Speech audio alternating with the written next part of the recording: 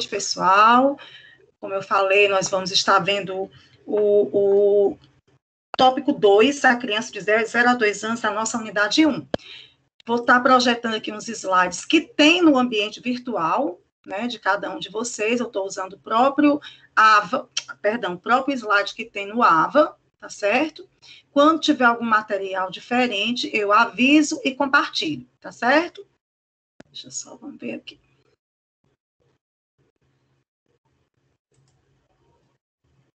Caso vocês tenham alguma dúvida, quando eu estiver narrando, vocês podem interromper levantando a mãozinha ou colocando no chat, ou sinalizando para perguntar, tá certo? Lembrando que esse espaço aqui é nosso, e não tem essa formalidade.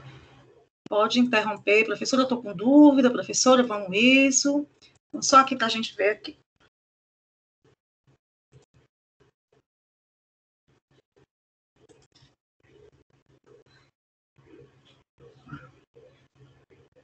Está carregando, tá, gente?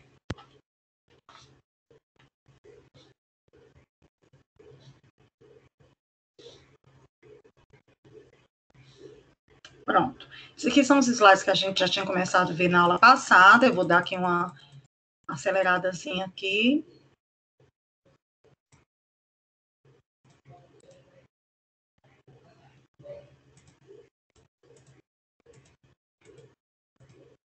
Para o que a gente vai estar vendo. Pronto. Então, vamos lá, gente.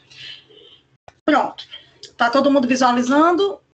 Nós vamos estar falando, gente, hoje, sobre um período hiper mega importante, tá certo?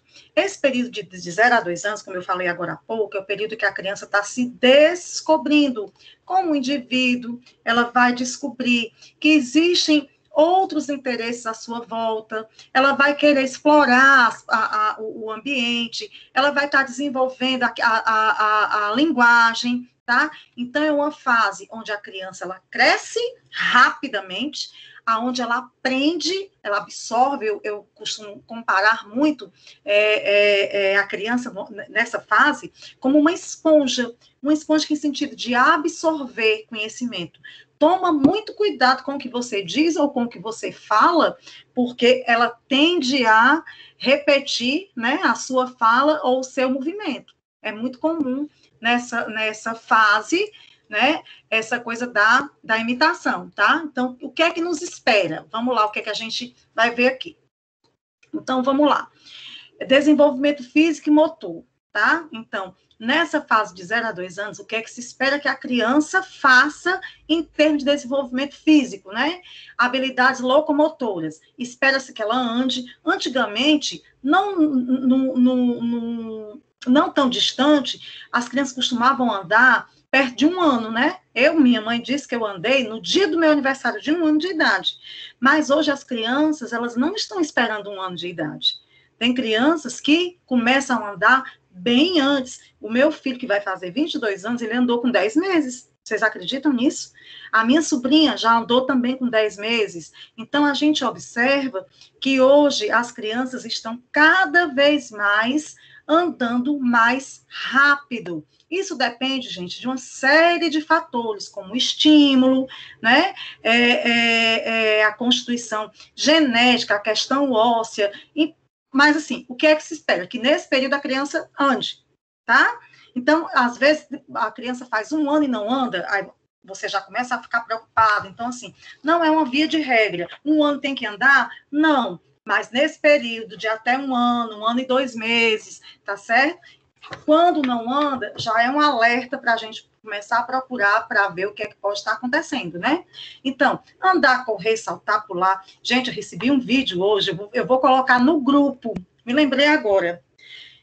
Esse vídeo é assustador. Assustador em que sentido? De que criança cega a gente, né? A criança, ela tem o quê? Pouco mais de 1 ano, porque ela já engatinha, não sei se vocês já viram nas redes sociais de vocês, mas é uma criança bebê de fralda. Eu não sei como é que esse menina, não sei, que é carequinha, tira a escada do lado de uma máquina de lavar, entendeu? E o que é que ela faz, a criança? Sobe, gente. É surpreendente isso daí. E fica penduradinha lá em cima, entendeu? Então, assim, a gente tem que tomar assim, muito cuidado, porque do nada a criança some. Não tem aquele ditado que criança cega a gente, né? Nesse caso, cegou, entre aspas, porque a mãe, ela já devia ter feito isso, e a mãe estava bem atenta, mas também filmando. Aqui a Charlotte está dizendo que viu. É impressionante, a menina fica penduradinha lá em cima no altinho da escada. Eu digo, meu Deus do céu. Mas por quê? Porque nessa idade, gente, é característico da criança o quê? Descobrir, ela quer explorar o ambiente, ela é destemida, ela não tem medo, entendeu? É uma menina, pronto, então vocês viram, mas de qualquer forma eu vou colocar no grupo. Quem tiver ainda no celular, coloca no grupo, que aí já fica para o pessoal ir vendo enquanto a aula vai rolando, né? Mas eu fiquei impressionada com a rapidez, né? E a criança ser totalmente destemida. Eu digo, meu Deus, se não tem uma pessoa olhando, se não tem uma grade naquela janela, né? Então, quais são outras habilidades que se espera nesse período? Que a criança empurre, puxe, incline, agarre, arremesse, pegue, chute, né? Ou seja, no aspecto físico-motor é esperado essas principais ações, né? No desenvolvimento. Aí, gente, lembra que a gente está falando de 0 a 2 anos, né? Então, vamos lá. No primeiro mês, espera-se o quê? Que a criança segure um objeto que coloque na mão. Gente, a criança, quando nasce, eu lembro bem que quando eu levei o meu filho para o médico, o pediatra segurou o menino pela ponta dos dedos e ergueu o menino. E eu, ai, meu Deus, o menino vai cair, né? Mas é impressionante, como é um testezinho que eles fazem da criança segurar esse objeto. Então, tem todas as fases aí, né? Primeiro mês, é esperado o quê? Que segure o objeto, se colocar na mão. De 2 a 3 meses, começa a bater em objetos que estão ao seu alcance. De 4 a 6 meses, ela já começa a rolar, né? Em superfície. Você pode observar no berço, na cama, você deixa numa posição, quando você se vira, quando você volta, a criança já está do outro lado. É muito comum nessa faixa etária a criança cair da cama, rolar. Exatamente por quê? Porque a mãe acredita que ela não vai ter essa desenvoltura e a criança já tem essa capacidade de estar rolando. E por aí vai, de 7 a 9 meses, senta sem ajuda, né? Já fica sentadinha, firmezinha, né? Quem é que pode ler aí? De 10 a 12 meses. Vamos lá, vamos deixar essa aula um pouquinho mais interativa. De 10 a 12 meses, o que é esperado? Pronto, professora, deixa eu só... Enquanto eu tomo água aqui. Professora, a faixa está mesmo no meio. Meu povo, vocês não querem nem ler. Professora? Tudo bem, vamos lá. Fica em pé, segurando sem apoio, né? Agacha, inclina e segura a colher, o copo. De 3 a 18 meses, caminha para trás e para o lado. Ou seja, gente, é o que se espera, tá? Tá certo? Não necessariamente precisa ser nessa ordem, né? Às vezes tem criança que é um pouco mais precoce, às vezes tem criança que é um pouco mais tardia, tá certo? Então, assim, não é via de regra. Meu filho já tem tantos meses e ainda não tá assim. Não necessariamente, tá? Então, assim, o que é que interfere nesse desenvolvimento físico-motor, tá? A questão da hereditariedade, tá? Professora? Como assim, professora? Ora, muitas vezes, se bem que, gente, que isso não é via de regra, porque na minha casa, por exemplo, eu sou baixinha, eu tenho 1,59 m. O meu esposo tem o quê? 1,65 m, é um pouquinho mais alto que eu. E nós temos um filho de 1,90 m. Ainda bem, aqui para nós, que ele é a cara do pai dele, senão eu estava ferrada. Ferrado, mal paga. Mas por quê? Por conta da hereditariedade. A minha família alemã, o meu avô era muito alto. Eu não lembro dele, porque quando ele faleceu eu era muito criança. Mas a minha mãe disse que ele media quase 2 metros. Então, o meu filho já puxou, né, desse traço hereditário, tá? Que é Lucas. Parece que a professora não... Gente, eu estou falando, alguém me ouve? Não, Lucas, eu não estou lhe ouvindo. Peraí. Fale aí, Lucas. Professora? Oi? Tá me ouvindo? Professora? Vocês estão conseguindo ouvir o Lucas? Eu não estou ouvindo, não. Espera aí. Só um instante. Isso, Lucas. Entra e sai de novo. Agora, gente, vocês estão conseguindo me ouvir? Sinalizem aí. Vocês me ouvem? Agora eu fiquei preocupada. Sim, professor. Eu não consigo ouvir o Lucas. Por isso que o bichinho perguntou assim, professor, você está me ouvindo? Tô não. Qualquer coisa eu entro e saio novamente, viu, gente? Mas vamos aguardar o retorno dele aí para a gente ver. Professora? Tá? Boa noite, o pessoal está chegando agora, boa noite. Lucas, eu não consigo te ouvir. Vá. Vocês conseguem ouvir o Lucas, gente? Eu estou conseguindo ouvir. Vale, vocês estão falando, eu não estou ouvindo. Sim, professora. Acho que está todo mundo ouvindo.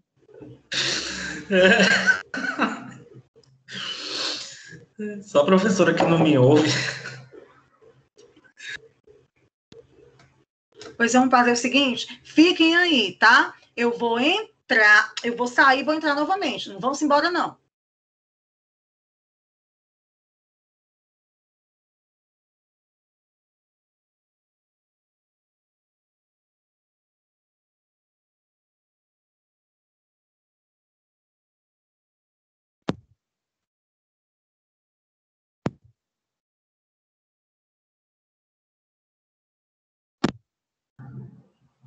Ei, Charlene, fala aí para fazer o teste.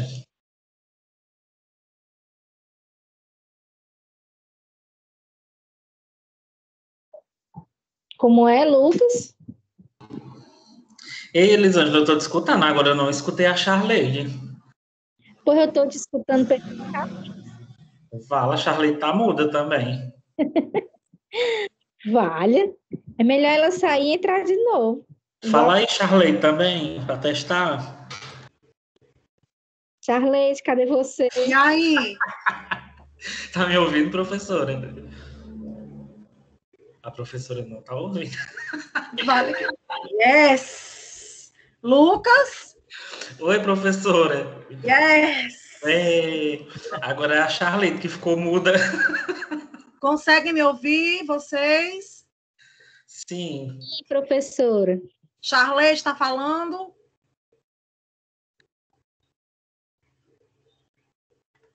A Charlene está aqui no chat dizendo oi, o Lucas eu estou ouvindo.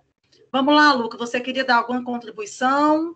Fale agora, enquanto eu lhe escuto. Estou lhe ouvindo Não, bem. não, professora, foi porque eu comecei a ler, aí a senhora começou a ler, aí eu digo, fala, professora, parece que não está me ouvindo, não.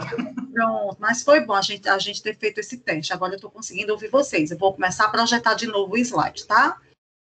Só um instante. Vamos lá. Só um instantinho.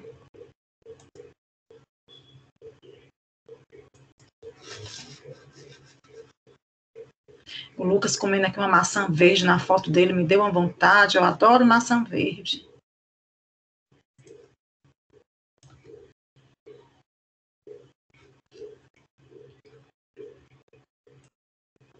Vamos ver. Só um instantinho, tá, gente? Que tá carregando.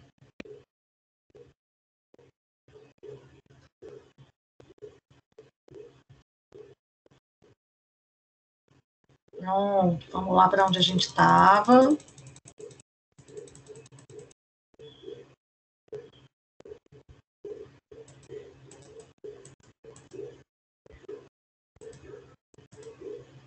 Pronto, era aqui, né, que a gente tinha parado? Tá, então a gente estava falando dos fatores que interferem, que podem interferir nesse aspecto fisicomotor. A questão da hereditariedade, como eu estava até falando do meu exemplo, nutrição e saúde. Gente, a mulher gestante, ela precisa ser acompanhada, é por isso que tem o pré-natal, exatamente por quê? Porque ela precisa desse acompanhamento, porque nesse acompanhamento já começa o desenvolvimento do bebê. Então, a mãe, ela precisa tomar vitaminas, ela precisa ter uma alimentação variada, rica em fruta, rica em proteína. Por quê? Porque ela está gerando um outro ser, né? E isso vai influenciar em todos esses aspectos, né? Principalmente na questão do crescimento, do desenvolvimento cognitivo, tá? Então, é preciso o quê? Ter uma boa nutrição, uma boa saúde, isso da mãe gestante, mas quando a criança nasce, esses cuidados também precisam ser mantidos, entendeu? É por isso que no primeiro ano de vida, a criança, ela tem que ser acompanhada todo mês, para verificar peso, se está crescendo dentro da medida padrão, ver a questão da alimentação, é estimulado o leite materno o tempo que for necessário, pelo menos os 6 primeiros meses, né? Então, assim, muitas vezes a mãe não pode amamentar, só amamentar, porque muitas vezes ela precisa já voltar para o trabalho, mas, ou seja, existe toda uma substituição. Tudo bem que o leite é artificial, mas existe toda uma substituição com as proteínas necessárias para esse desenvolvimento, para que esse desenvolvimento seja o melhor possível, né? Aí tem a questão do equilíbrio hormonal, do estado emocional, tá? Então é por isso que dizem que quando a gente está grávida, né, tudo que acontece com a gente, o bebê sente, e é verdade. Eu nunca esqueci de uma vez, eu sempre gostei muito de música, sabe, gente? Sempre gostei muito de show, dessa coisa toda, né? E eu fui a um show de um cantor maranhense, um cantor de MPB, o Zé Cabaleiro. E eu sou daquelas que vou pro gargarejo, gosto de ficar lá na frente, né? Eu e meu esposo. E eu tava com barrigão, né? Porque eu sou baixinha, meu menino era muito grande, eu fiz uma barriga enorme. Eu devia estar com 7, 8 meses. Meu marido nem queria ir para esse show, com medo que eu sentisse alguma coisa, mas eu queria ir e tá, fomos. E lá, como eu fico muito perto, né, do palco, a gente sentiu todo aquele som, aquela reverberação, chega, a gente sentia, assim, aquelas ondas, né? De repente, meu filho, a minha barriga começou a mexer, eu pensei que eu fosse ter um menino. Esse menino pulava tanto nesta barriga, eu fiquei preocupada, a gente veio-se embora. Eu me lembro que na época eu liguei para a médica, ela, vá com emergência. Foi na sexta, foi no sábado. Chegando na emergência, fiz ultrassom, sabe o que o médico disse? Ele era dançando, minha filha, com você, achando bom. Esses pulos, exatamente, era uma música animada. Então, gente, é a coisa mais certa que tem. Tudo que acontece à nossa volta, o bebê sente. Então, a gente precisa tomar todos esses cuidados, porque o que a gente sente de bom e de ruim, passa tudo para ele, tá? Tá aqui tudo bem? Pronto, chegou onde eu queria. Não se pode falar de desenvolvimento cognitivo nessa etapa sem falar desse cidadão aí, Jean Piaget. Quem é que já conhece? Quem é que já ouviu falar de Jean Piaget? Eu acho até que eu já fiz essa pergunta aqui, né? Vocês já tiveram uma cadeira que falava nele, não era? Me digam aí se foi aqui ou se foi em outra turma.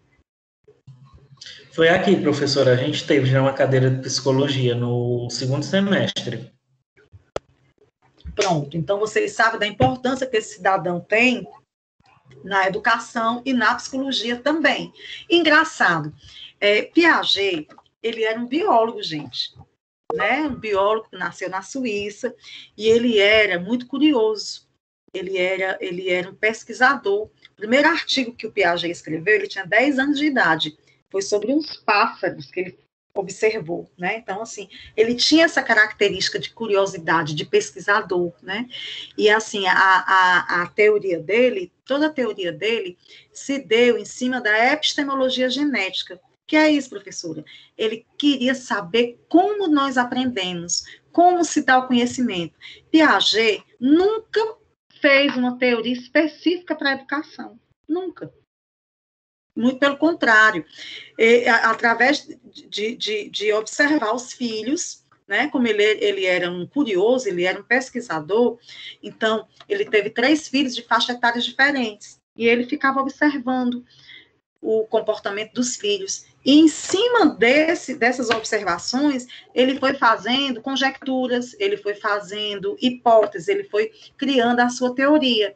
Por que uma criança, numa faixa etária, tem determinado nível de conhecimento e outra não tem. E daí ele foi formulando suposições e foi fazendo testes e foi provando, né? E hoje ele é conhecido mundialmente. E a sua teoria, ela foi tão importante que revolucionou a educação no mundo inteiro.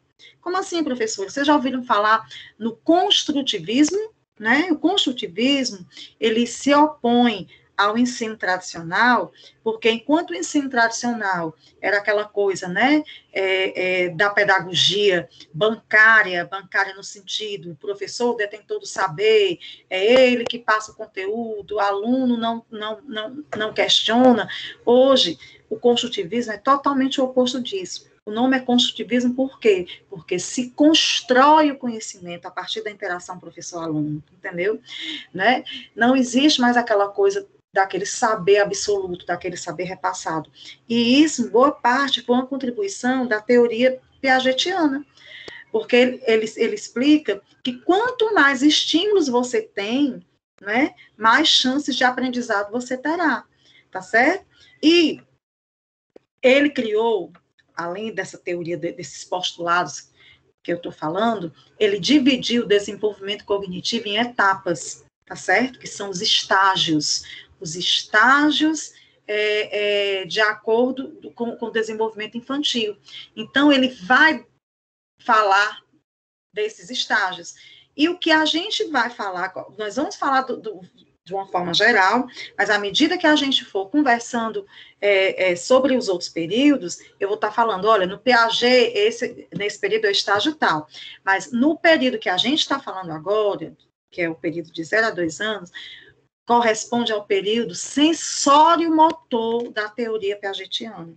Sensório de sensação, motor de ação. Nós vamos já entender por quê.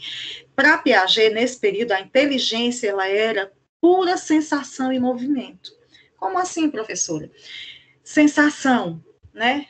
Toque, experimentar, movimento, pegar o que vê no chão, levar à boca, pegar, tocar. É por isso que nessa fase, quando a criança começa a engatear, a gente tem que tomar muito cuidado com o que ela faz à sua volta. Por quê? Ela vê uma tomada, ela não sabe que aquilo é uma tomada e vai dar choque, né? Ela quer ver, ela quer pegar, ela quer sentir, ela pega uma coisa do chão, ela quer provar, ela quer botar na boca, tá certo? Por quê? Porque nesse período ela está aprendendo através dos sentidos e da ação, por isso que o nome se dá período sensório-motor.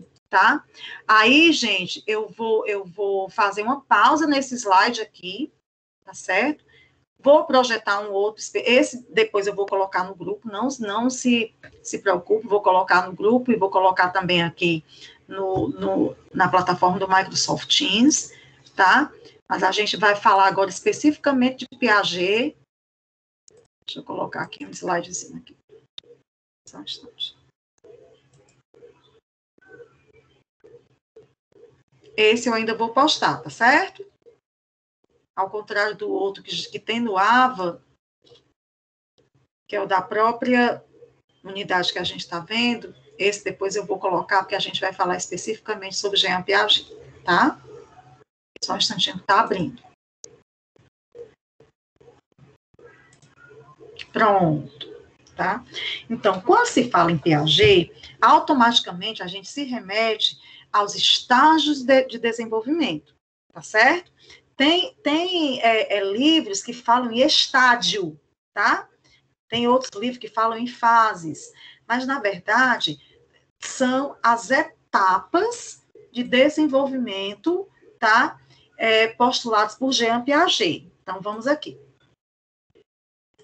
Então, para Piaget, as mudanças cognitivas resultam de um processo de desenvolvimento. O que é cognitivo? Cognitivo vem de cognição, cognição vem de pensamento, pensamento vem da onde? Aqui, ó, mente, cérebro. Então, nós estamos falando do desenvolvimento cognitivo, ou seja, do desenvolvimento da inteligência, tá certo? Como se dá o conhecimento, como a criança aprende nessa fase de 0 a 2 anos, tá certo? Então, Piaget dizia o quê? Que é um processo coerente de sucessivas mudanças qualitativas das estruturas cognitivas. Professora, você falou, eu não entendi nada, vou explicar. São os esquemas. tá? Hoje, nós somos adultos, é fácil a gente estar assimilando. A gente olha para uma coisa e a gente já sabe que aquilo é uma cadeira, a gente já sabe que aquilo é uma mesa, porque nós já temos esse esquema de cadeira e mesa. Mas uma criança nessa fase, que está se descobrindo e está descobrindo o mundo à sua volta, ela ainda não tem esses esquemas formados. Então, por exemplo, quando essa criança, ela se vê diante de um gato, e ela se vê diante de um cachorro, a princípio, para ela, pode ser a mesma coisa. Por quê? Porque ambos são da mesma classe de mamíferos, né? Tem 4 patas, tá certo? São animais, ela pode ver mais semelhança do que diferença. Mas o agente transformador, que pode ser o pai, a mãe, a tia, um irmão, tá certo? A pessoa que está com essa criança nessa faixa, vai diferenciar de assim, olha o au-au, o cachorrinho faz au-au. Então, a criança, ela já vai adquirindo o esquema do cachorro. No outro momento, ela vai estar vendo o gatinho e alguém vai dizer, olha o gato, o gatinho, ele faz miau. Então, ela já vai adquirir o esquema do gato. Vocês podem dizer, gente, é assim, é assim. Então, a partir do momento em que ela vai, que tem esse conflito como, professora? Na cabeça dela, gato e cachorro é tudo igual. Quando tem o conflito, qual é o conflito? Que é exatamente para ela saber o que é gato, o que é cachorro, ela acomoda, ela cria um esquema, ela aprende que existe o gato e que existe o cachorro, tá certo? E nós passamos o tempo todo em assimilação e acomodação. Nós, que eu digo, nós adultos. Por exemplo, quando você está diante de um conteúdo teórico que você nunca viu na sua vida, tá certo? A princípio, você assimila. Você assimila aquele conteúdo. E você acomoda quando você aprende aquele conteúdo. Porque uma coisa é você assimilar, tá certo? Outra coisa é você acomodar. Quando você acomoda é porque você aprendeu, porque você fixou. E a criança, e nós também, principalmente a criança nessa fase, ela está o tempo todo nesse esquema de assimilação e acomodação, criando esses esquemas, tá? E desenvolvendo a inteligência, tá certo? Cada estrutura e sua respectiva mudança vai derivar de uma estrutura precedente. Ela já aprendeu o que é gato e o que é cachorro. Então, ela vai diferenciar agora gato, cachorro, do pinto, do pintinho, do papagaio, do passarinho, tá? Então, ela vai desenvolvendo esses esquemas de aprendizagem. E isso, gente, é o tempo todo. O tempo todo, o tempo todo.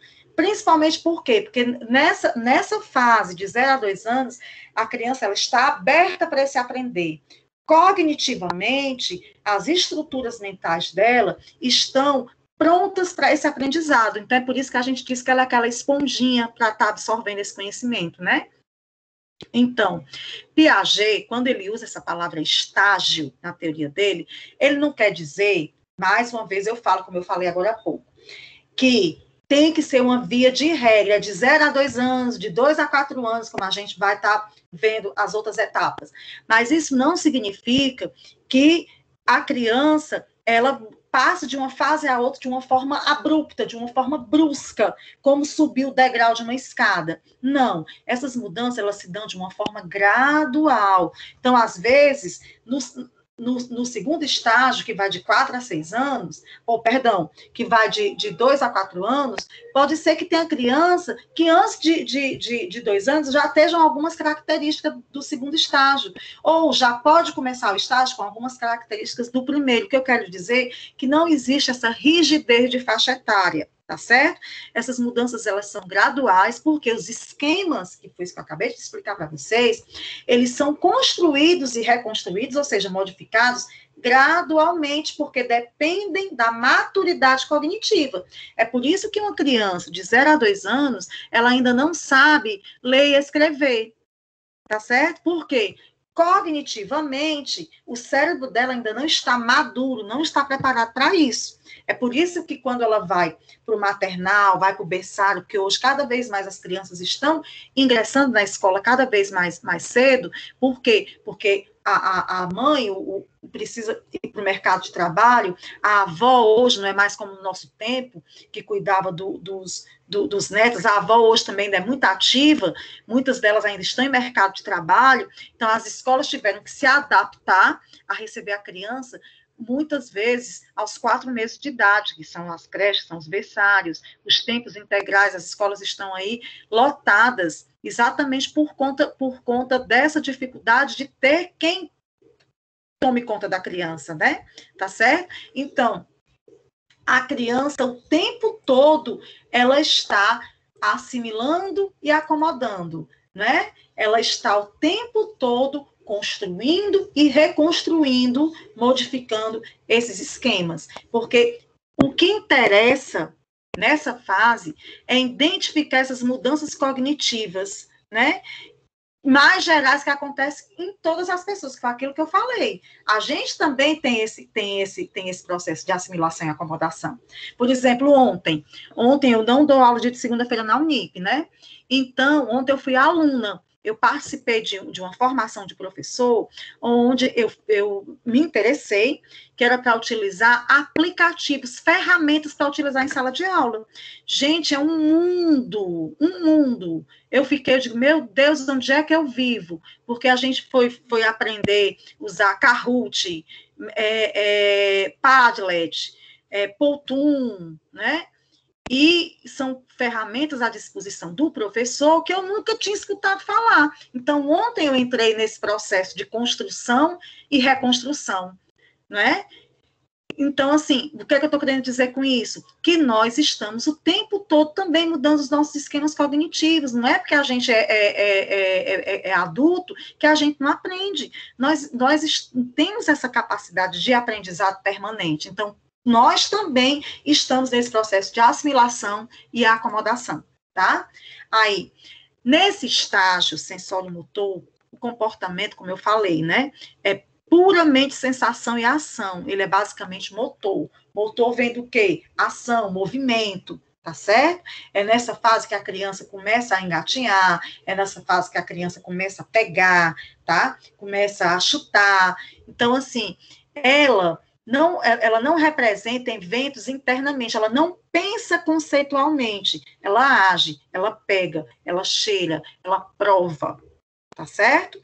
Então, assim, é um período de grandes mudanças, esse período sensório-motor, né? Então, assim, ele começa com um comportamento puramente reflexo, lembrando que nós estamos falando de 0 a 2 anos, criança de 1 mês, 2 meses, tá? Então, assim, muitas vezes as crianças, nessa fase de até 1 ano, principalmente nos 3, 4 primeiros meses, as crianças, elas agem puramente por reflexo, tá certo? Tanto é que tem gente que diz que a criança só vai enxergar realmente a partir do 3º mês, que até 3 meses ela não enxerga, ela só vê vultos, tá? Ela identifica pai e mãe, ou pessoas que tomam conta dela pelo cheiro, pelo tom da voz, mas assim, de enxergar mesmo, isso, gente, são os especialistas que falam, né? Quando você olha para a criança, você vê que ela está sorrindo para você, ela está sorrindo, ela está agindo por reflexo. Eu prefiro acreditar que ela está sorrindo, né? Então, inicia-se com um comportamento puramente reflexo e chega até o desenvolvimento da fala, de 0 a 2 anos, né? Com 0, 1, 2, 3 meses eu ainda estou com esse comportamento reflexo, e 2 anos, olha o quê? Com 11 meses, 12 meses, já começa o processo de linguagem, a criança começa a fazer os arrulhos, né? Aquele gagá, dudu, e o desenvolvimento da linguagem se dá durante o 1º ano, tá certo? E também é marcante nesse período a representação simbólica, tá? Como assim, professora? Ela atribui vida a objetos, tá? Então, assim, é muito comum a criança olhar para o sol, achar que o sol é vivo, olhar para a lua, achar que a lua é viva, olhar para a cadeira, ela acha que tudo tem vida. Experimentem, né? Como assim, professor? Experimentar o quê? Às vezes uma criança nessa faixa etária, ela cai, né? Dá um encontrão numa porta, alguma coisa assim, é natural que chore. Experimente bater no chão, experimente bater na porta, ela para de chorar imediatamente. Então, fica só com aquele solucinho. Por quê? Você chega, bate no chão, você diz assim, que chão malvado, derrubou a bebê. Peraí, vamos bater no chão. Você dá assim uma chinelada no chão, na porta. E ela começa a parar de chorar. Por quê? Porque para ela, não foi ela que correu e caiu, foi o chão que derrubou, entendeu? Então, quando o chão sofre, né? O simbolismo que ela tem, ela acredita que o chão está merecendo o porquê fez ela cair, né? Gente, é super interessante isso aí, né? Experimentem, se vocês têm criança nessa fase, para você ver como isso procede, como isso dá certo, né? Aqui, nessa fase, ocorre o desenvolvimento do conceito de objeto, né? Ou seja, a criança, ela começa a perceber que existe, além dela, ela começa a perceber que ela existe, tá certo? Começa a perceber que outras pessoas existem, que outros objetos existem, a questão da causalidade, a questão do afeto, né? Vamos lá, passar aqui adiante. Pronto. Aí tem o estágio pré-operacional, que vai do período de 2 a 7 anos, e a gente vai estar falando com um pouco mais de detalhe lá adiante, onde a criança evolui de um ser predominantemente sensório-motor a um ser cada vez mais conceitual e representacional, né? Gente, eu vou dar uma parada aqui, por quê? Porque como a gente está no período de 0 a 2 anos, eu não quero misturar as ideias aqui na nossa cabeça. Como nós vamos estudar o próximo período, aí a gente volta para esse slide, tá certo? Vamos voltar para o slide anterior. Só um instantinho. Até aqui tá tudo bem, gente? Vocês querem fazer alguma pergunta? Estão com alguma dúvida? Não tenham receio de perguntar, tá certo? Vamos lá. Vamos voltar aqui para o desenvolvimento cognitivo.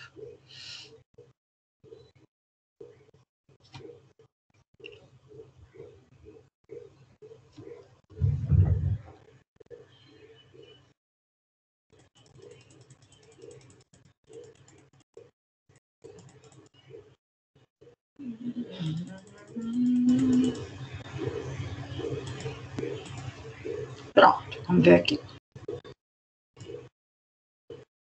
Pronto, gente. Então, vamos voltar aqui para o slide da nossa disciplina, que está no AVA, né? Então, ó, aqui... Pois não, alguém quer perguntar alguma coisa?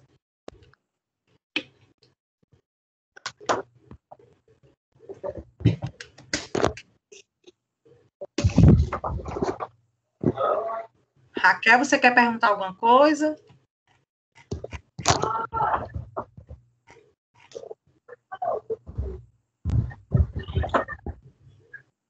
Raquel, teu áudio está ligado. Tu quer perguntar alguma coisa?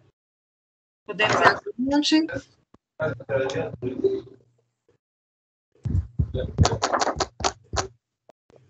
Pronto, silenciar ela aqui. Acho que ela nem percebeu. Então, gente, ó, voltando aqui o período de 0 a 2 anos, né? De 0 a 1 mês, aquilo que eu falei da questão dos reflexos inatos, ou seja, é natural a criança ter esse reflexo. Ela suga, ela olha. De 1 a 4 meses são as reações circulares primárias, né? Ela já vai começar a segurar objetos, né? Como eu falei agora há pouco, a noção de objeto, período de transição. Então, assim, cada etapa vai sendo esperado um desenvolvimento. Na parte da linguagem, é muito interessante, né? Por quê? Porque a questão do arrulhar. Professor, o que é arrulhar? É quando a criança fica balbuciando, ela fica falando aquelas coisinhas lindas, dá vontade da gente, assim, apertar, né? Ela fica nos arrulhos, ela fica nos risos, no balbucio, começa a ter a imitação, utilização de gestos e sons, tá certo?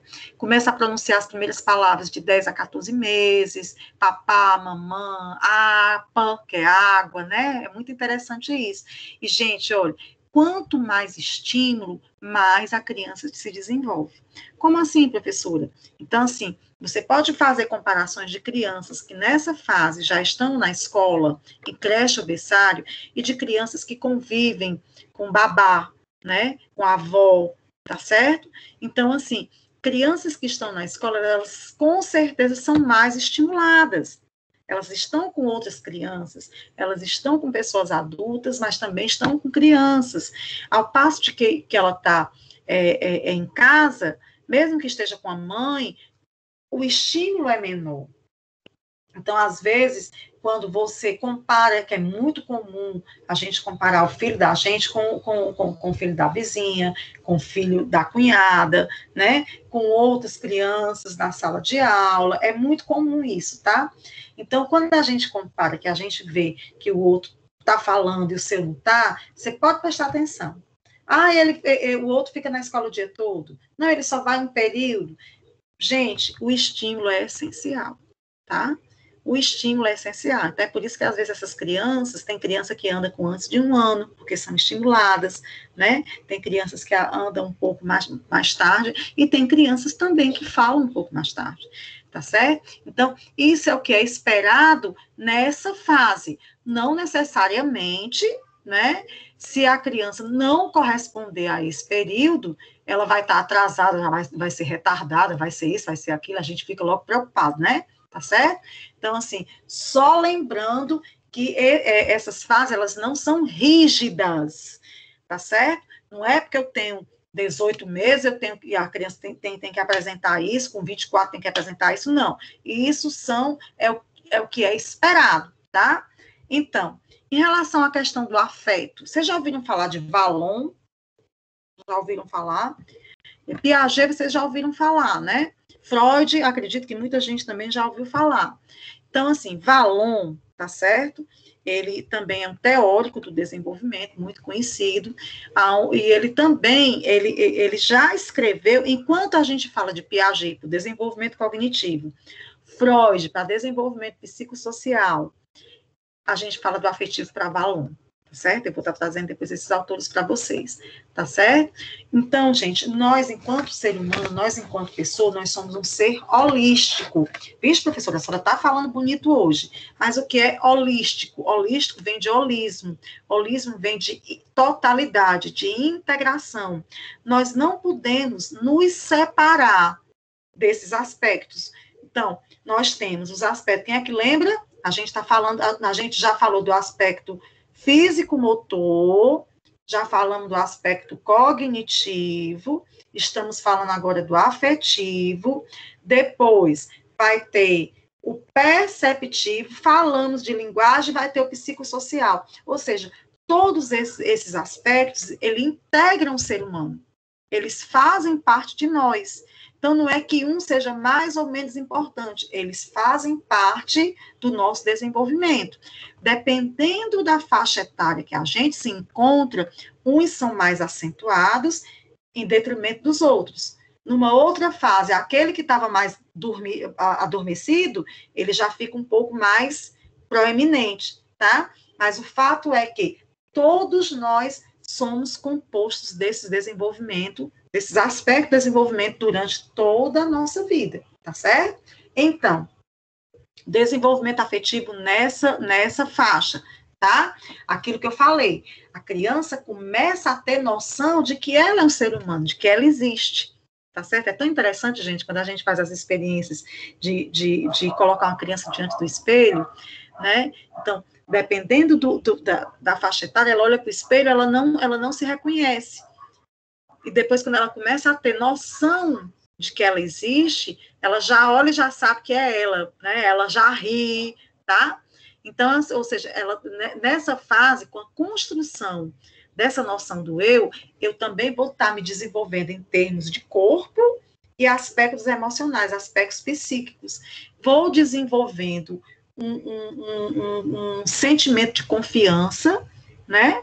A gente pode até ver isso, é também muito comum, criança quando convive, né? Com pai, com mãe, com babá, né? Você chega, uma pessoa estranha, dá o braço, às vezes ela vai, viu? Mas normalmente ela não vai, porque ela não conhece, ela não tem esse vínculo, esse sentimento de confiança. Então, ela vai para quem? Ela chora para ir para o braço de quem? De quem ela conhece, porque sabe que vão cuidar, sabe que vai dar toda a assistência para ela, entendeu? Então, nessa fase, a criança começa a construir esse sentimento de confiança com o outro, na certeza de que as necessidades dela vão ser atendidas, tá certo? Ai, gente, não se pode também falar de desenvolvimento afetivo sem falar dessa criatura aí. Você sabe quem é essa criatura aí? Quem é que pode me dizer? Tá aí o nome, né? Sigmund Freud. Já ouviram falar nesse cidadão?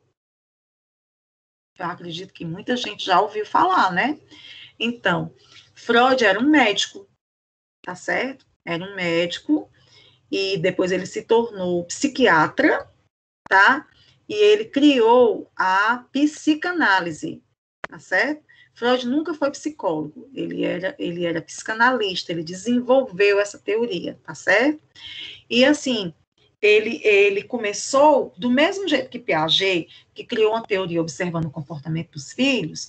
Freud criou a teoria, a psicanálise propriamente dito, né, observando o comportamento das mulheres, né? Como assim, professora?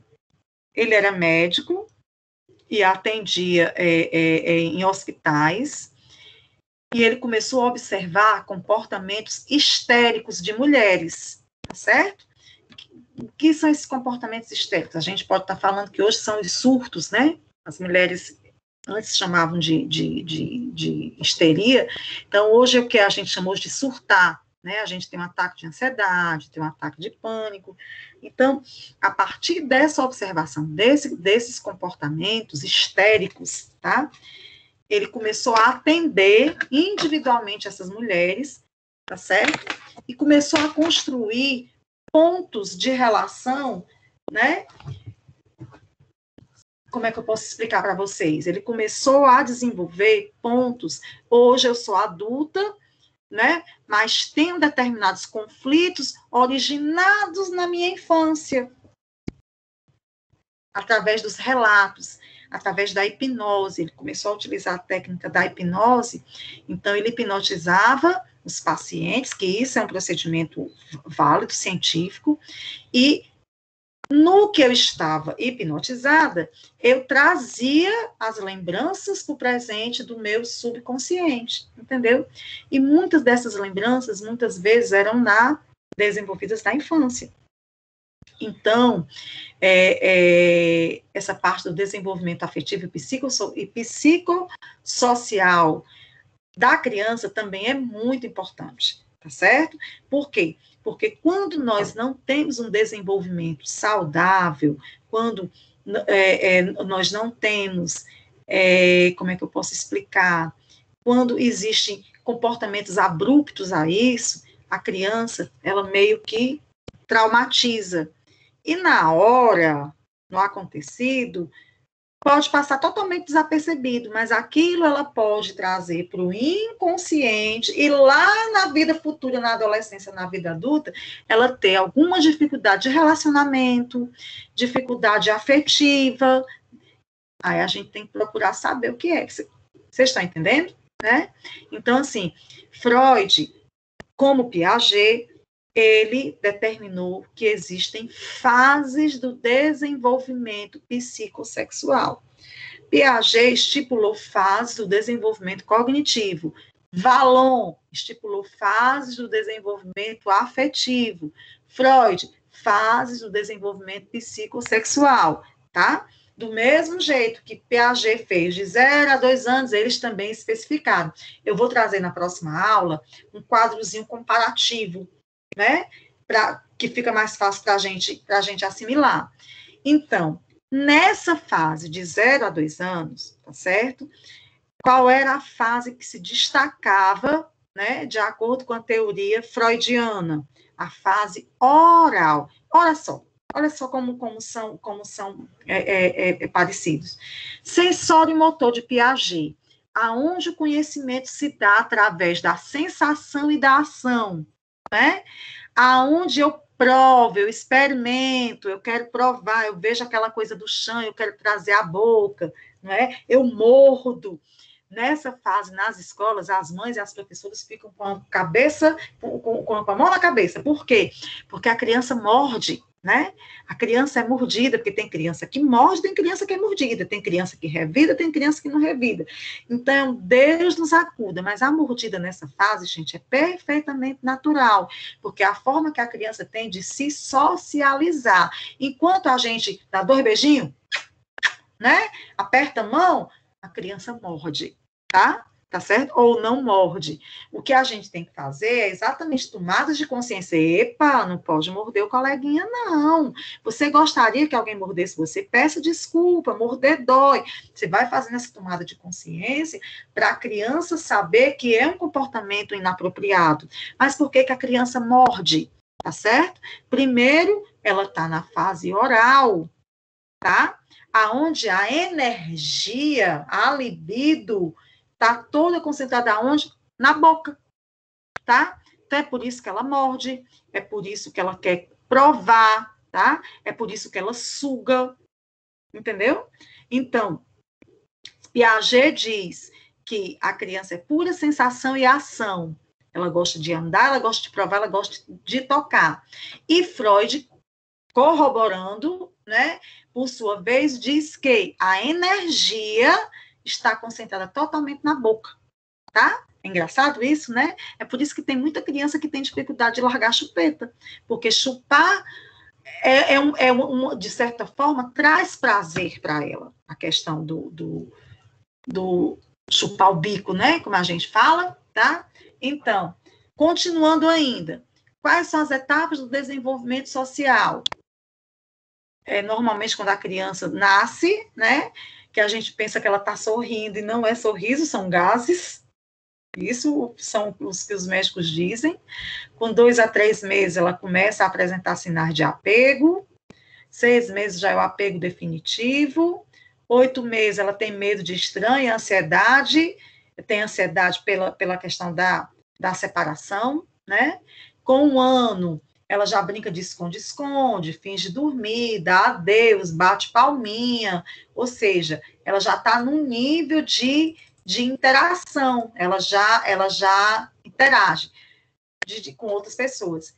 De 1 ano e 4 meses a 1 ano e meio já brinca com outras crianças, e com 2 anos é o ingresso no ambiente social, à escola. 2 anos entre aspas, gente. Eu falei alguns minutos atrás que atualmente, cada vez mais, a criança, ela está, né, indo para a escola cada vez mais cedo, tá certo? Por uma necessidade da família, de não ter com quem deixar, por uma necessidade de não ter quem cuide, ou seja, por N fatores que contribuem para que a criança vá para a escola mais cedo, né? Então, na escola ela é estimulada em todos esses aspectos aqui. Então, a linguagem, né, ela se desenvolve mais rápido, tá certo? A questão do desenvolvimento físico-motor também, tá? Porque as atividades específicas da educação infantil são voltadas para estímulo desses aspectos aqui, certo? Aí vamos ver aqui. Ó, também vou parar aqui, porque aqui já é a outra fase, né, de 2 a 6 anos, que a gente não vai falar agora, e deixa eu trazer Freud aqui para vocês. Peraí. Gente, tá tudo bem? Até aqui, vocês estão tão caladinhos? Querem perguntar alguma coisa? Fiquem à vontade, tá certo? Vamos abrir aqui o slide do Freud, que depois eu vou estar passando para vocês. Não se preocupe. Tanto eu passo no grupo, como eu coloco aqui no ambiente virtual. No ambiente virtual que eu falo aqui na plataforma. No Teams. Vamos ver aqui. Vamos abrir o Freud. Pronto. Fase do desenvolvimento segundo Freud. Vocês já ouviram aquele ditado que o pessoal fala, vixe, nem Freud explica? Já ouviram? Na psicologia, a gente costuma brincar, se nem Freud explicou, quem é que vai explicar, né? Então, gente, eu já apresentei esse cidadão para vocês, né? Freud foi um médico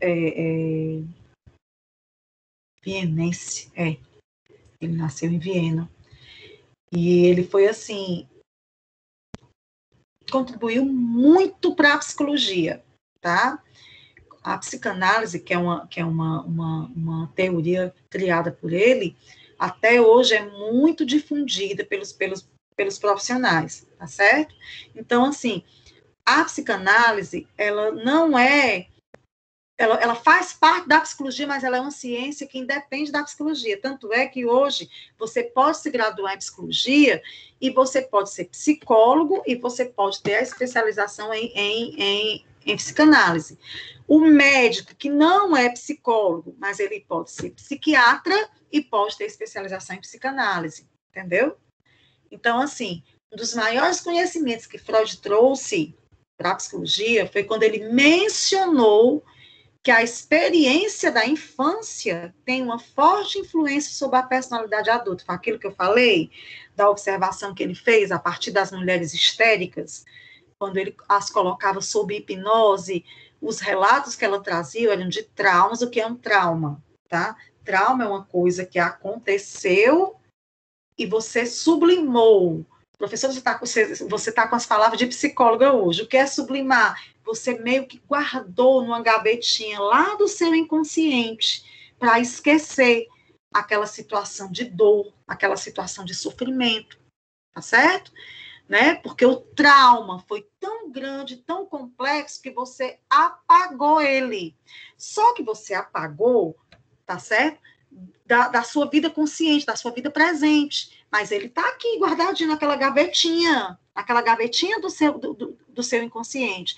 E sem que você perceba, esse guardadinho escondido pode comprometer, dependendo do trauma, dependendo do que aconteceu, pode comprometer sua vida futura, em termos de trabalho, em termos de relacionamento, tá certo? Ó, vou contar uma coisa para vocês, que eu me lembrei agora, só para ficar mais fácil para vocês. Se na época da faculdade alguém dissesse para mim, Cláudia, tu vai ser professora, tu vai falar pelos cotovelos, tu vai dar palestra e dizer, tá repreendido em nome de Jesus, tá certo?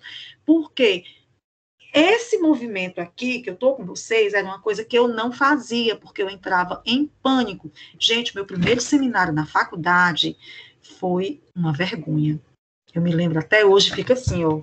Sabe o que é? Deu branco, eu não me lembrei de nada, eu surtei, eu fiquei com ataque de pânico, de ansiedade. Eu dizia, meu Deus, aí o professor, psicólogo, psicanalista, me vendo naquela situação, depois que passou tudo, né, me chamou e disse assim, minha filha, vá para uma terapia, procure saber o que aconteceu, porque, olha, você vai passar por situações dessas novamente. Eu era muito nova, eu tinha o quê, 18 anos, né? Você vai passar por essas situações, até mesmo aqui durante o curso, você vai ter que apresentar outros seminários e tal. Gente, eu fiquei em pânico, eu tremia, né? Então, assim, vá para a terapia, procure saber e tal, aquela coisa toda. E, assim, a gente que faz a psicologia, a gente realmente precisa fazer a terapia. Mas lá na frente, né? Eu dizia, oh, meu Deus do céu, como é que eu vou fazer? Mas fui, tá? Fui com essa demanda, e aí foram aparecendo outras, né? Um belo dia, tá certo? Um belo dia.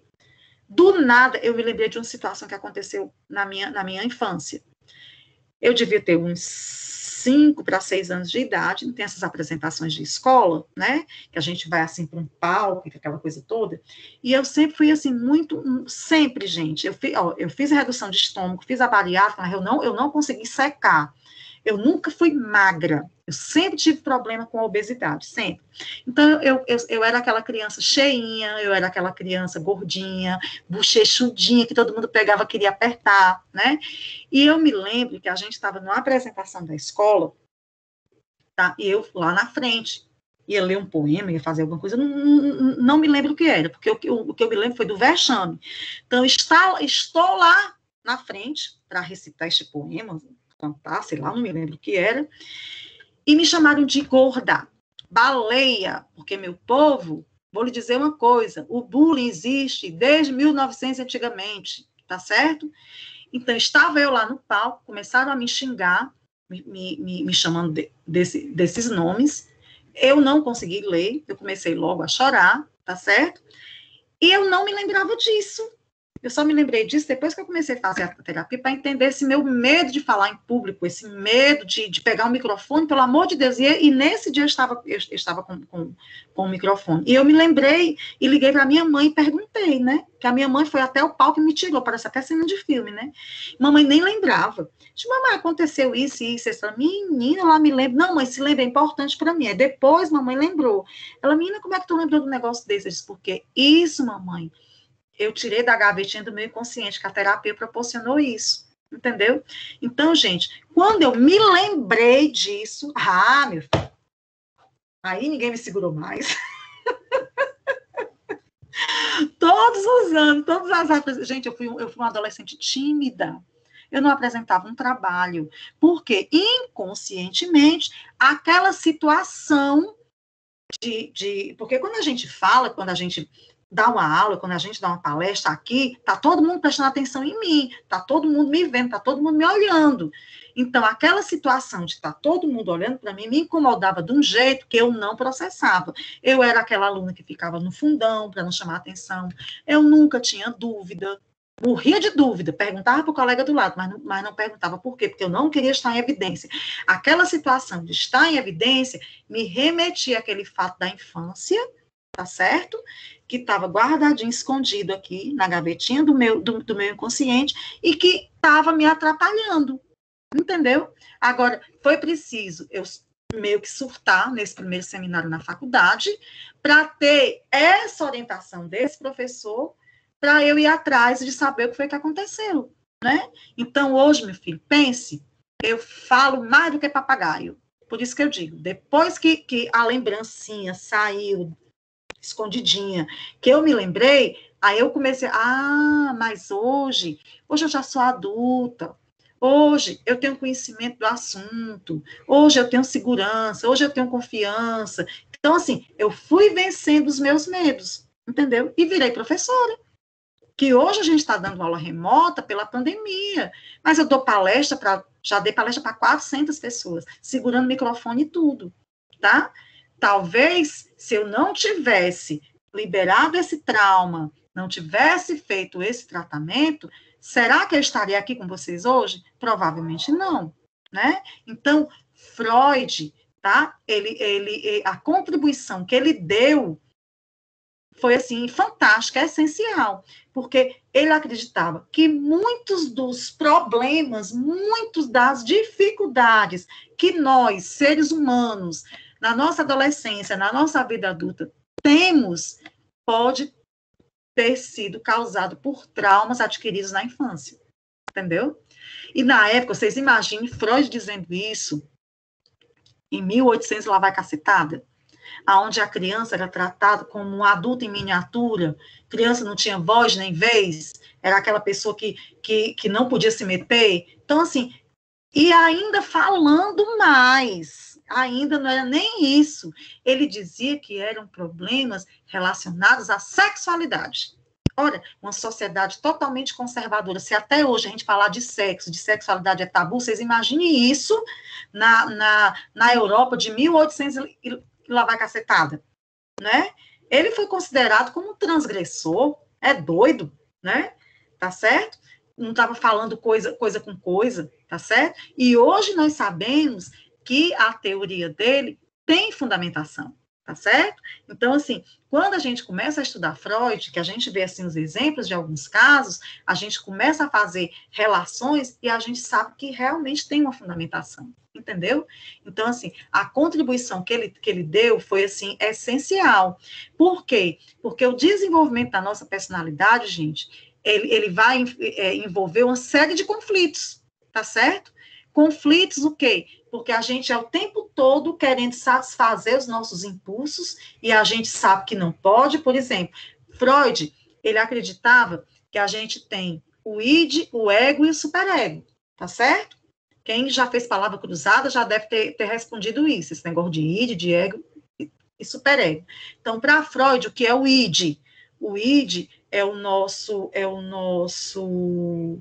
como é que eu posso falar para vocês? É o nosso eu libertino, é o nosso eu transgressor, tá certo? É aquela pessoa que quer brincar o tempo todo, que não quer ir para o trabalho. O id é o impulso, é a paixão, tá certo? É a satisfação dos seus desejos, tá? O ego é a gente no presente hoje.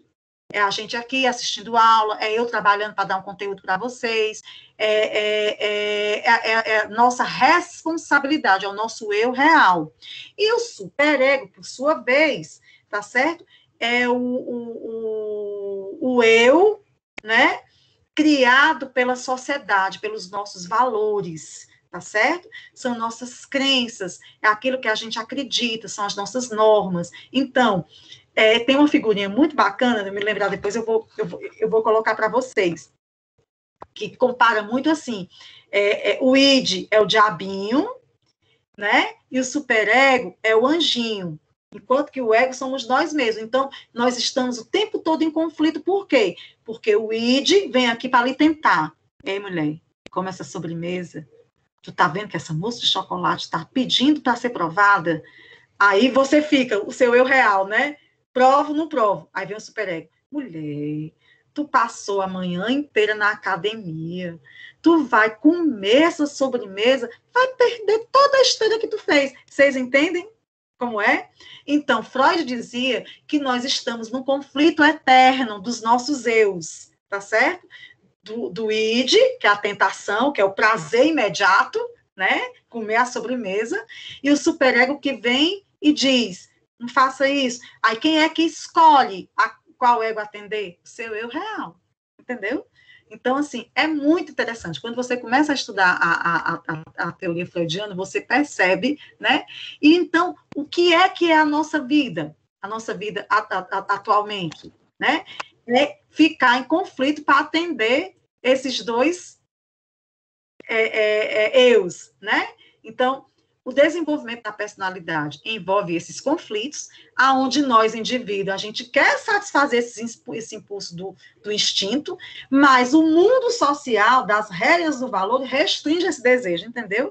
E nós passamos o dia inteiro, gente, nesse conflito. É uma coisa tão natural que a gente não percebe, tá? Em cima dessa teoria dele, ele criou 5 fases do desenvolvimento psicossexual. Ele acreditava que a personalidade estava formada no final da 3ª fase, por volta dos 5 anos, tem autores que conjecturam até 7 anos de idade, tá? E ele desenvolveu estratégias fundamentais, tá certo? Para estar explicando os impulsos e as estratégias de cada fase da nossa personalidade dentro de cada fase. Né? Então, segundo ele, a nossa personalidade, tá certo? Ela poderia coincidir com o desenvolvimento da nossa sexualidade, tá certo? O que não é estranho para Freud, tá certo? Mas para a gente é estranho porque falar de sexualidade ainda é muito tabu. Essa busca do prazer ainda é muito tabu para a nossa sociedade. Mas lembrando que prazer para Freud não era só prazer sexual, tá certo? Existiam outros tipos de prazeres, tá? Então, ele até fala na questão do prazer oral, do prazer anal. Vixe, professora, calma, gente, não vamos pensar em outros aspectos, né? Então, assim, que ele fala da fase oral, fase anal, fase fálica, fase genital, a gente vai estar vendo isso. Então, ainda aqui na parte da introdução. Para ele, se uma criança era privada do prazer, por exemplo, uma criança que gosta de chupar bico, você tira a chupeta dessa criança, você está privando ela do prazer de chupar bico, tá certo? Então, ó, se uma criança é privada do prazer da região do corpo que domina uma determinada fase, parte daquela energia fica naquela fixação. Tá? Eu costumo até brincar com minha mãe, digo assim, olha, mamãe, eu sempre fui gordinha por culpa da senhora, depois que eu comecei a estudar Freud. Por que, menina? Você não me deu de mamar. Eu dizia para ela, minha mãe, ela teve uma infecção muito grande, e hoje não. Existem antibióticos que a gente toma que não passa na mama, mas naquela época, gente, o que eu vou fazer 50 anos, há 50 anos atrás, essas medicações não eram tão modernas, né? Então, minha mãe precisou tomar um antibiótico muito forte e teve que parar de me amamentar porque o remédio ia no leite, entendeu? Então, eu brinco com ela, que eu digo assim, como eu não desenvolvi a minha oralidade de uma forma adequada, eu não fui aquela criança que mamou, né? Eu tive fixação na fase oral. Então, com essa fixação na fase oral, o que é que acontece? Eu desenvolvi prazeres relacionados à oralidade, ou seja, eu falo muito, eu gosto de comer, vocês entendem? Então, necessariamente, os prazeres... Boa noite, Cledinalda. Os prazeres não estão relacionados só à questão sexual, tá? E Freud explica isso, tá certo? Então, dependendo da fase que você se encontra, né? Se você tem uma coisa que é mal resolvida, você pode estar com essa fixação. E essa fixação, ela pode te trazer também futuros problemas, tá certo? Aí depois a gente vai ver os exemplos de cada fase para vocês entenderem melhor o que é essa fixação, tá? Então, na fase oral, né, fase oral de Freud, o desenvolvimento ocorre desde o nascimento até 1 ano de idade. Nessa fase, a zona de prazer é a boca. As atividades prazerosas são em torno da alimentação, da sucção, da mamadeira, do peito da mãe, do bico. Então, assim, quando o bebê aprende a associar a presença da mãe à satisfação da pulsão da fome, né? Tipo assim, a criança tá com fome, chora, a mãe oferece o peito, né? Então, ele já começa a associar, né, o prazer de satisfazer a sua fome, né? Então, assim, é por isso que cada vez mais as crianças, elas vão aprendendo e vão sugestionando as mães. É por isso que a gente sabe quando o choro é de dor, quando o choro é de fome, quando o choro é de dengo, né? A mãe não sabe diferenciar isso daí, né? Ou seja, porque o bebê começa também a fazer essa diferença entre si próprio e os outros, tá? Então, nessa fase de 0 a 2 anos, a fase predominante é a fase oral, tá certo? Então, assim, os bebês que recebem muita gratificação nessa fase, o que é muita gratificação, né? Não tem fixação nessa fase. São crianças que têm a sua oralidade de uma forma adequada, crianças que mamam, crianças que não tiveram nenhum tipo de problema, normalmente se tornam adultos otimistas, né? Aqueles que têm pouca gratificação já são mais pessimistas, mais hostis. A fixação nessa fase está relacionada, gente, à característica de personalidade, tais como falta de confiança, gula, tá vendo a gula? Por isso que eu dizia para a mamãe, dizer, você é culpada de eu ser gulosa, você é culpada de eu ser obesa. Eu já fui muito obesa, viu, gente? Já cheguei a pesar 120 quilos, quando eu fui para fazer a redução de estômago, há 4 anos atrás, né? E assim, mesmo assim, eu ainda continuo numa eterna briga com a balança, né? Então, voltando para cá. Então, a fixação nessa fase está relacionada a dificuldades que a criança teve nessa fase de 0 a 2 anos.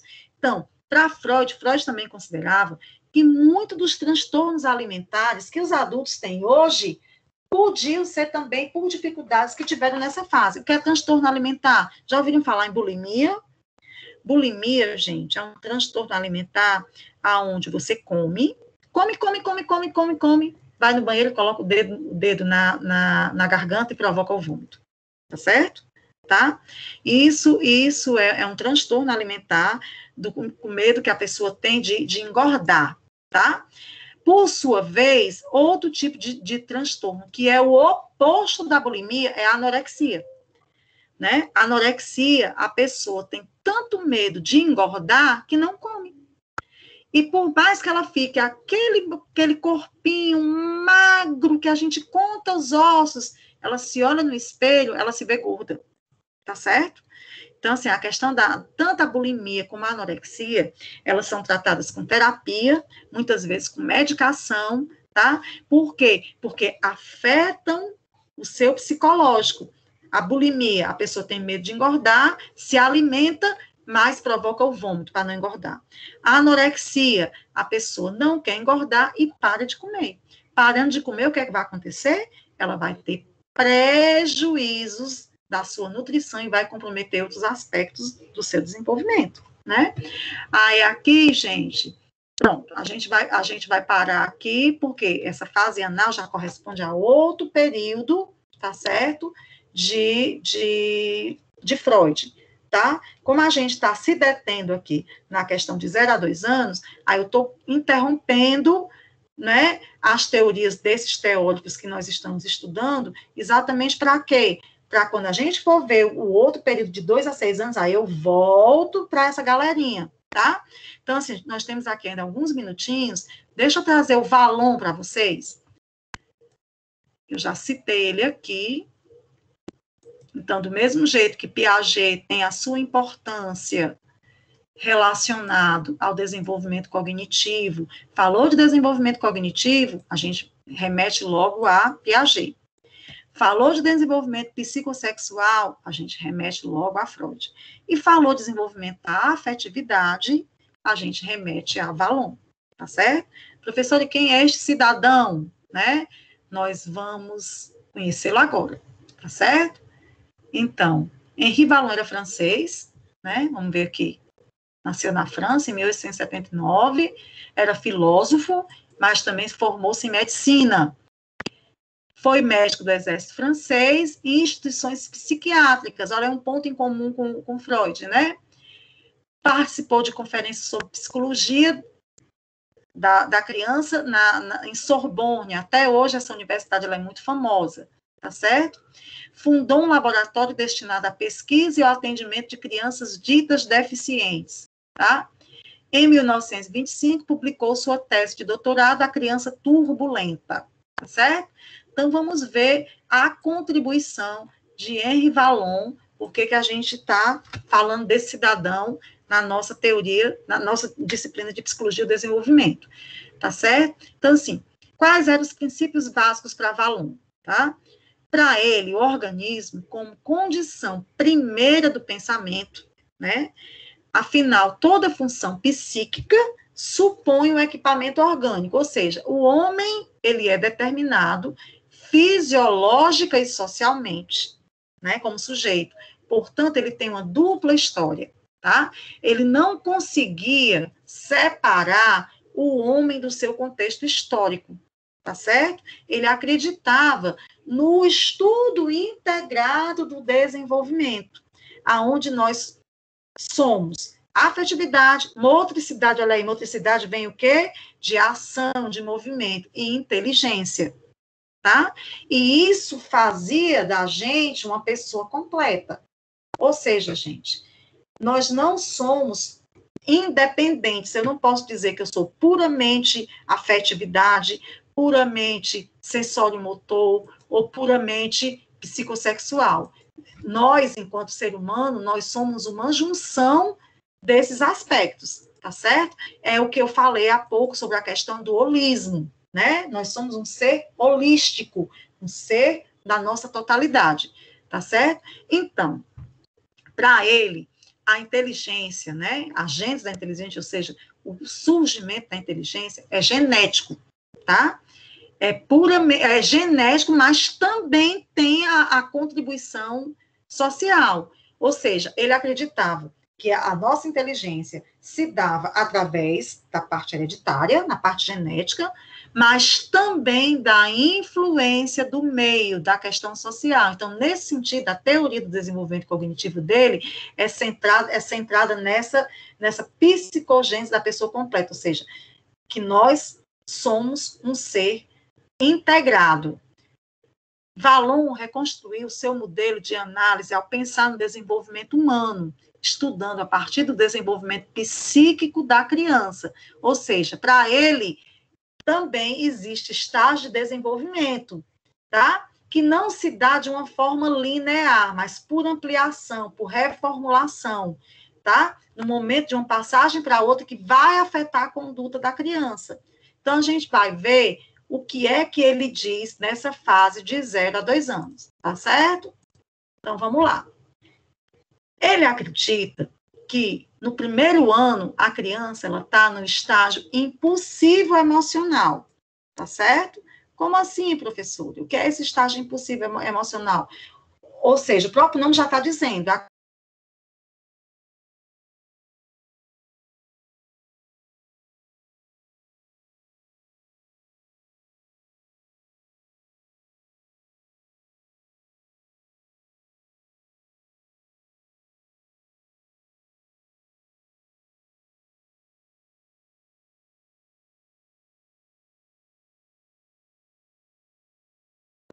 Vamos.